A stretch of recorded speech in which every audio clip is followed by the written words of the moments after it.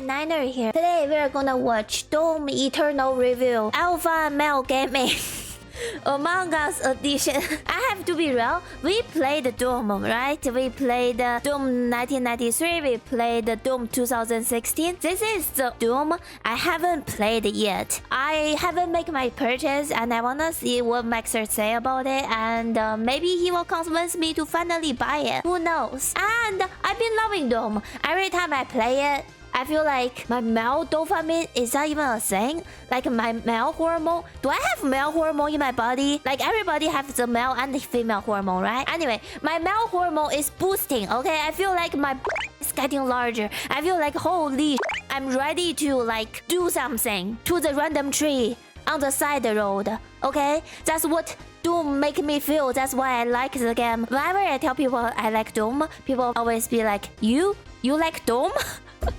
You're such a small human. You like to play Doom, and by the way, I cannot really am. So I like the game. Let's see. Doom Eternal by Max0r. We know he's good. We know he's cool. Let me first of all sum up the video. Of course, subscribe and full screen. I swear to God, if you throw me into that portal, I will fall. Oh. You were never one of us. Oh. You were nothing but an imposter. My dude, this is what happened to you when you talk too much in a fight, okay? All the villains that talk too much in a fight, you know what happened to them? False crewmates. You are such Oh, damn! That's satisfying to watch. Holy! Doom Eternal is a game with so much testosterone dripping from its orifices that it caused me to create a sun via mitosis. Caused me to create a sun? Via mitosis. What's mitosis? Wait, 1 second. Mitosis. Mitosis is a cell division process in which single cell divides into 2 identical daughter cells. Wow, science! Ooh.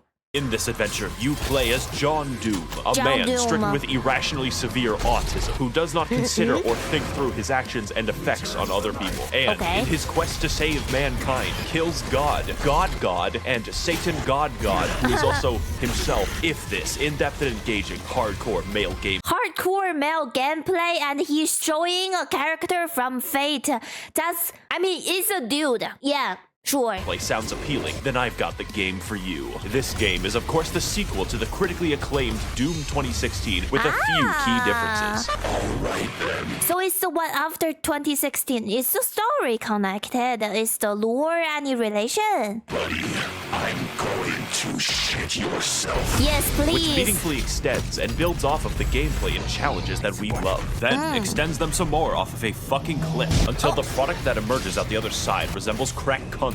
If you're watching this, I'm assuming you've probably played the game since I don't actually want to help people buy things. I'm here to... Yo, dude, I have not played the game. I'm watching you because I thought you can help me buy things. My bad. Entertain people, and if you're clamoring for entertainment and haven't purchased this game yet, do yourself a favor. There's enough male hormones here to transition someone, and I can guarantee you results, my fellow single males. So whether you're a psychopath like me or new to modern Doom games, come with me on this amazing journey through Twitch gameplay, beautiful environments, nonsensically fucked up lore, and remixed Mongolian throat singing. For money, their Mongolian throat singing is temporary, but their new Doom music. I forgot about that. Oh, Doom is eternal.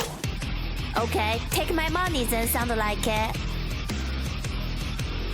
I would say that Doom Eternal's gameplay is quite unique, and not for the reasons that you would think. Everything in Doom Eternal is funneled directly into a single, robust, multifaceted, multinational, and unilaterally combat system.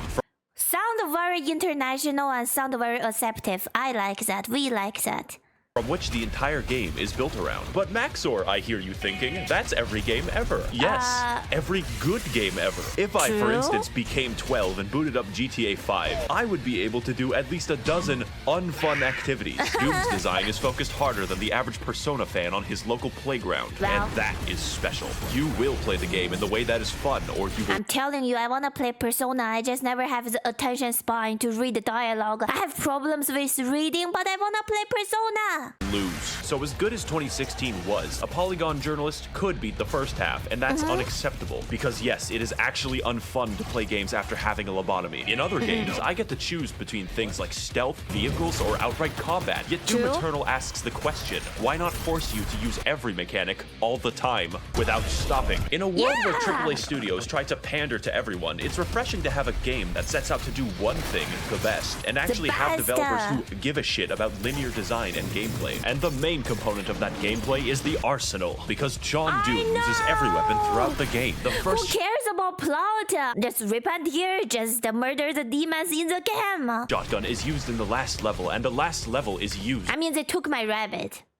by the first shotgun. When you get an upgrade, it isn't a replacement, it's a genuine addition to your arsenal. Every one of them has specific uses, and yet these don't interfere at all. They enhance. How do I kill an enemy? Well, shoot his hands off, fire a rocket, fire a ballista, fire flame, freeze him, fire on his freeze and froze shotgun, brain aneurysm. Just as important as how you kill is how you heal and how you restore. Fortunately, the aggression of this game rivals my dog in a kindergarten. Like real life, the only way to get ahead of the competition is to kill them. How do I heal when low? Kill them. How do I get ammo back? Kill them with a chainsaw. In addition, most weapons in the game have 2 mods which completely change their behavior. Such stunning examples would be the microwave beam, the automatic shotgun, and the fucking destroyer blade. God, that shit's cool. But on top of 8 weapons, 12 mods, and a declining mental state, we keep going. More than any one weapon, you'll be using your suit abilities. One thing I really like about Doom game is they keep reusing the old weapon system from older game too, so it's very consistent, and you always feel like, oh, they didn't forget. They didn't forget about their initial heart. And they all have individual buttons. This is in addition to the 8 that you use for weapons. These would be things like zoom for fast, grenade for death, Swedish grenade for life, punch for no reason, and a flamethrower for armor. I play Invoker in Dota 2, and this shit makes me play my keyboard like it's the fucking Moonlight Sonata. I thoroughly recommend playing PC and never using the weapon wheel for maximal Ritalin output. And if you can't switch weapons fast or play on easy mode, it's fine, man. We're all busy. How about I get one of those fancy mouse and have all the small buttons on the mouse? Give you 2 more buttons. You thought I was done. There's 2 ways to kill a demon in Doom Eternal: the fun way or the funny way. And to Technically, we are a demon too, by the way. This is like witnessing our demon family getting murdered. The funniness level, we have the Crucible, which is a direct, instantaneous kill on every enemy. Giant area boss, dead. Previous area boss, dead. The final boss, fuck 'em. Now I hear you thinking, Josh, that sounds pretty strong. Oh boy, buckle your ass. Because the second super weapon on my extensive list of 2 things is the BFG, which canonically stands for Big Fucking Gun. Also canonically, it fires a hole. Cool is that name, dude? Like, you don't need a better name for a gun than Big Fucking Gun, okay? Directly into the core of Mars. You can't Damn. just shoot a hole into the surface. Yes, we can. We are the Doom guy.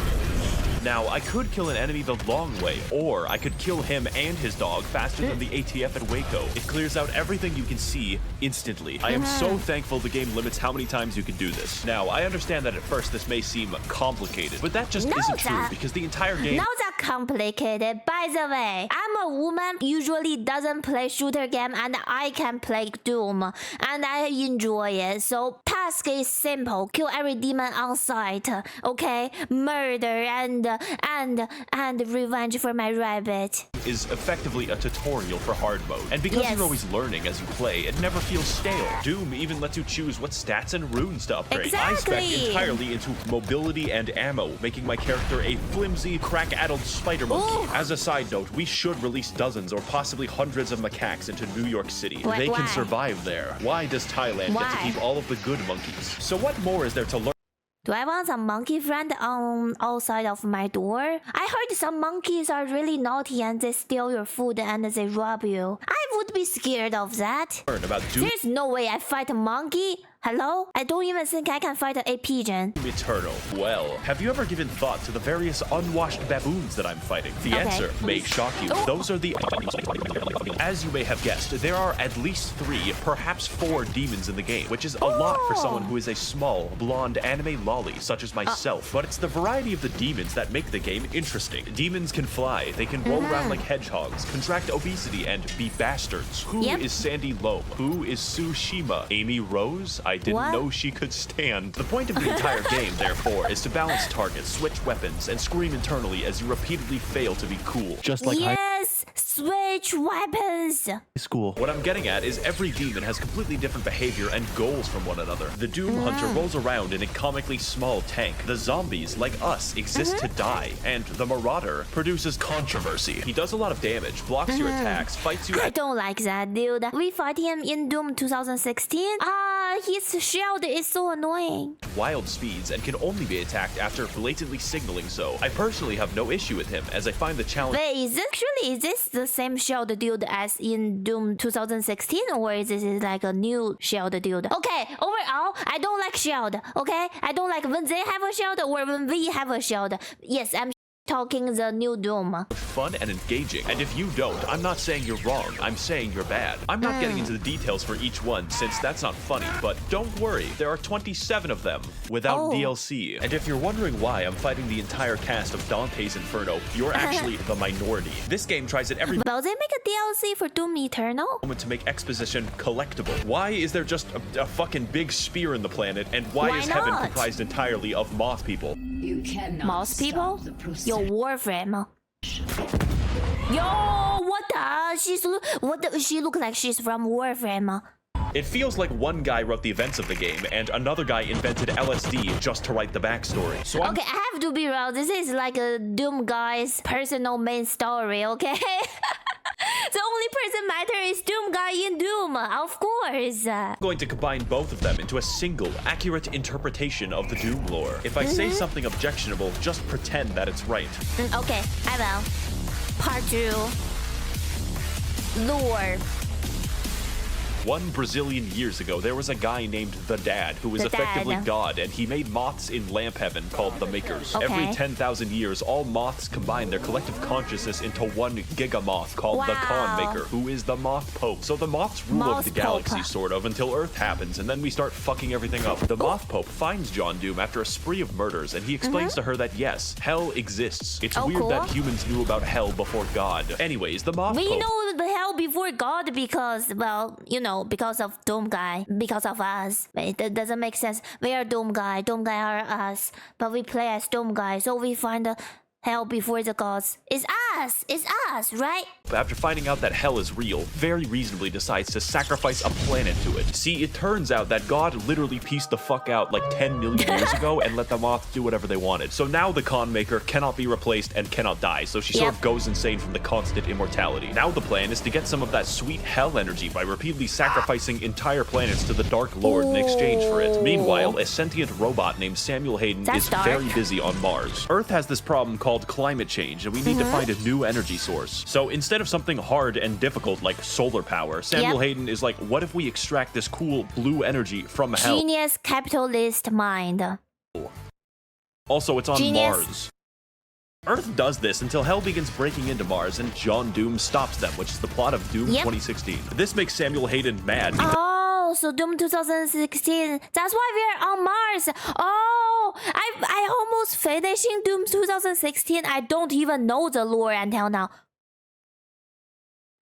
He's funded by the Koch brothers and really doesn't want to build a windmill. So instead of destroying the demonic crucible, he just brings it back to Earth and catapults John Doom into the backstory planet. Yeah. If you think that sounds unreasonable, just remember that we It's considered not. blotting out the sun before building a fucking solar panel. I only poo-poo farted for the good of humanity.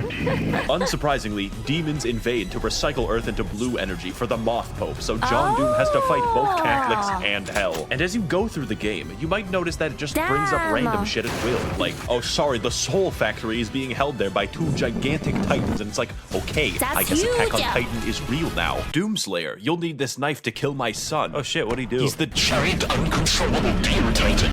How did your son turn into a giant uncontrollable deer titan? Who did you f? Who's your wife? The plot of the main game, to understate it, is psychotic and acts as an increasing checklist of galactically convoluted tasks. Just in this one game, John Doom finds an ancient city like 3 times, goes to the Good. North Pole to kill Santa, fights Croatia, does a little trolling, does a little cockfighting, invades heaven, and permanently kills God, but we'll get back to that. my, Doom we are so 2016 fucking took place on cool. Mars, but this game has you slung around the universe on a fucking bungee cord, so I understand completely when people say they don't don't play Doom Eternal for the plot. They're just wrong. I play Doom Eternal for the plot, and that might sound strange to you. But Eternal's plot is pure insanity, and it does everything that it needs to. We are painfully aware that the plot exists as a contrivance because the environmental... I had never cared about plot playing Doom. Now I'm actually interested because now we are not only killing demon but also killing the god. What are we? We are anti everything. Nothing matters. Designer went fucking ballistic. I just don't care. I played every single level, gleefully wondering, oh boy, what stupid shit is next? I cannot fucking wait. So play the game for the plot. It is integral to the experience of Doom Eternal. All but Max0r, there's a plot hole. How did the Doom Slayer get the first? Everything I've said so far, except some of it, applies in full partially to the base game. But there's $40 redos of DLC where the gameplay DLC is faster, the challenge harder, and the plot somehow even fucking worse in all the and the new story in there too. right departments. 2016 was a wash. Eternal is Usain Bolt, and the ancient gods is fucking Venezuelan inflation. You thought it was over when John Doom beat the demons and destroyed all of heaven, but you were wrong. That's just the beginning. And with both parts of the DLC now fully out, my recommendation cannot be understated. Let's get into why, and more importantly, what... I wanna buy this camera! That sounds so fun! This section of the video is going to be different, far more structural, and aligned with the plot of the DLC. Because the gameplay isn't what's new about the product, it's the challenge and the story. I originally wrote an entire script for this and then trashed it because it doesn't truly communicate how this DLC drove me to insanity, and I hard cope by simping for 2D women. I will tell you if there's a very big gameplay change. Does he play Genshin? I heard the Max0r is a VTuber enjoyer. I mean, when we watch the Max0r Elden Ring videos, there are like arrow mouse and counter in it, so I can see he enjoyed 2D woman a lot. But the point of the DLC is more of what's amazing. If you like Doom Eternal, you will like the DLC. Period. Okay, so Samuel Hayden, you might know him for his various appearances on political YouTube debates advocating for carbon positivity. It turns out that he's not a robot, he's a fucking angel. Also, what? John Doom's Alexa is God. That's not a joke or exaggeration. What? His name is Vega, and he's the physical remnant of God's consciousness in AI form. So Samuel, now a fucking divine being, wants you to revive him since both God and Satan are trapped in volleyballs. At this point, the video can't count as spoilers because it makes no fucking sense. It doesn't make sense at all. I'm being spoiled, but I understand nothing. First DLC is essentially trolling because you kill God. Why? Well, obviously to revive Satan, exclusively so you can fight him. What could go wrong? Of particular note here on the gameplay side is the final boss, who is Samuel Hayden. Because holy shit, this fight is hard. Also, the premise is ridiculous, and my enjoyment has wing too. Ooh. of the game is hurt by neither. Cool Every aspect of this is speed, design. fun, and everything else I've already said about the game in general. And when you finally beat Samuel and revive the Dark Lord, it turns out he's you. Yeah, the only thing in the world that could possibly kill John Doom, himself. Oh my god, we become a god. Can be seen What? in this holy blood. Is this real? What? So now the not you decides to go to hell where we all belong, and the second DLC is just chasing him. This is, of course, where the testosterone moves into critical levels. How does one get to the capital city of hell? Well, that's a great question. First of all, go take a train. to the planet of Argentinur, light the bat signal, learn how to train your dragon, okay? Go into the giant spear that pierces the entire planet for some reason, get the key to the Gate of Doom. Now go back to Earth, traverse The Last of Us 2, and find the Gate of Doom. But before I get to the final showdown with Crash Bandicoot Twin Sanity, there's some cool gameplay I want to talk about. You have a fucking hammer in this DLC, primarily used to defy the laws of gravity, but secondarily gives you everything in the game. Health, no problem. Ammo, absolutely. My deepest, darkest urges? Yes. As I used this, I became more obsessed with hammers than Bob the fucking Builder. And there's plenty of demons to use it on, since the DLC adds a shitload of reskins. For instance, the Spirit is a congealed amphetamine mass that makes every infested target 3 times faster. Microsoft Pinball, who is fun to fight, I promise. And the Blood Makers. They are my... Why they look kind of hot?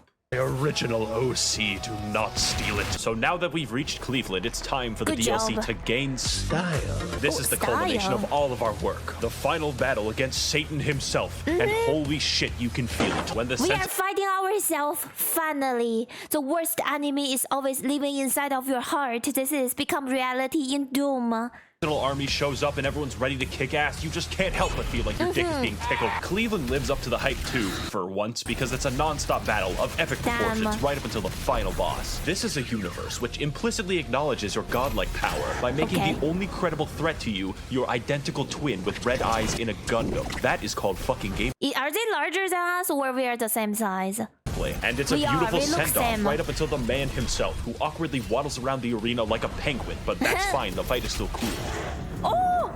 Give him the... Wow, you know, it's so sad that Steve Jobs... Wait, my mind suddenly paused. Give him the critical finish. Give him the glory kill! Oh, yes, glory kill! Jobs died of Ligma. Who the hell is Steve Jobs? Ligma balls. Oh. Got him! Oh! Now, before we defenestrate, there's a few details I want to talk about that truly complete this game, make it a real 10 out of good. Firstly, I would classify the music of this game as metal without guitars, and I fucking dig it so much. How do you make metal without a guitar? Well, you sample Mongolian throat singing and your lawnmower. It just sounds so good. Normally, music isn't very important, but it's so good that it becomes important. And the role it plays in setting your mood is vital. Also, the main composer, Mick Gordon, like me, watches virtual... Just think about it, like Doom can be played as a music game. If you are fast enough and you fit all the beats while you rip and tear, this is like a music game. YouTubers every waking second of his day. Great minds think alike. In fact, most of the music in this video is just Doom Eternal sound. I'll watch VTubers, I know it. Guess you'll have to re-watch it over and over again to really listen.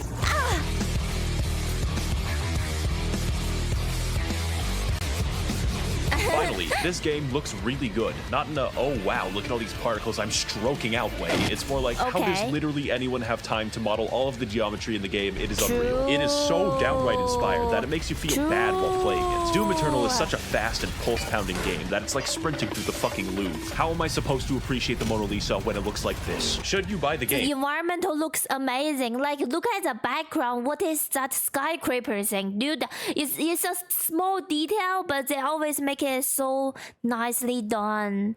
Good job, Doom team.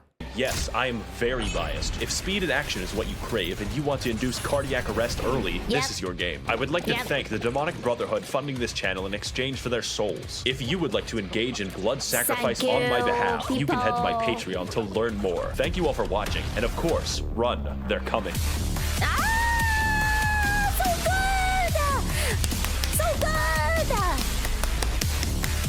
Max0r is so cool, man. Oh god, Max0r is too cool.